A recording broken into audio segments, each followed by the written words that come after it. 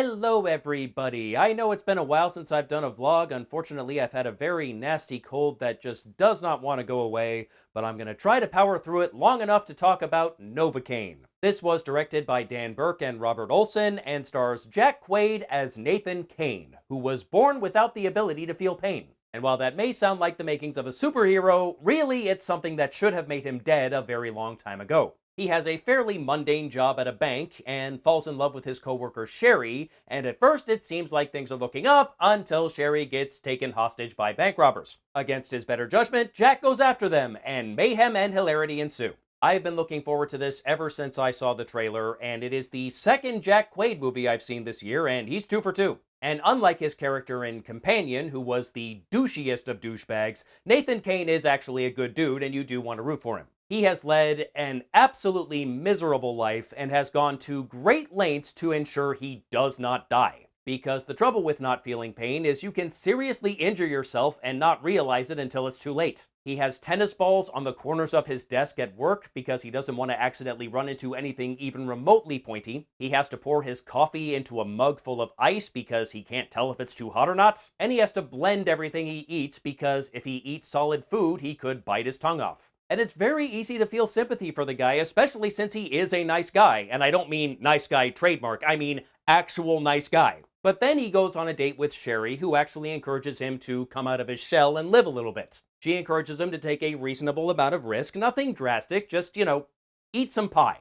Just try chewing food for once. Chew slowly, you'll be fine.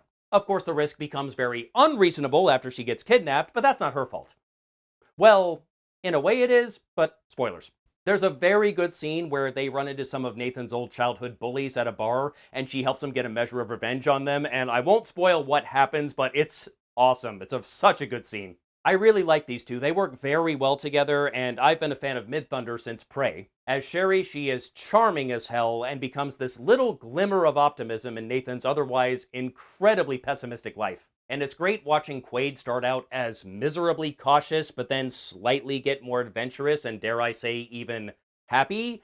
And then Sherry gets kidnapped and he just goes into full fuck it mode. The fights he gets into in this movie are downright brutal. He gets messed up, although not nearly as messed up as the guys who actually can feel pain. And a lot of those violent as hell moments are also very funny. There's a scene where he has to go through this booby-trapped house. I'm sure you've seen that bit in the trailer where he steps on a tripwire and suddenly gets that big spiked ball in his back. And of course, he can't feel it, so he's just like, what? What the fuck is that?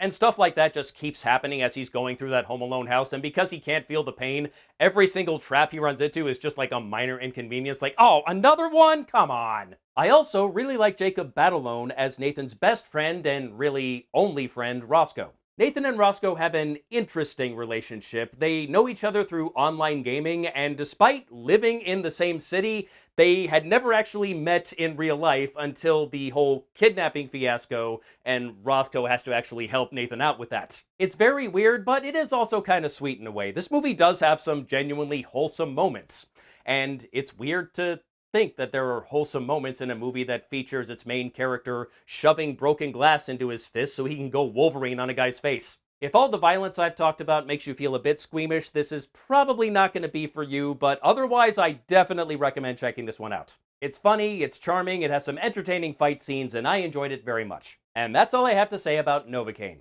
Till next time, take care.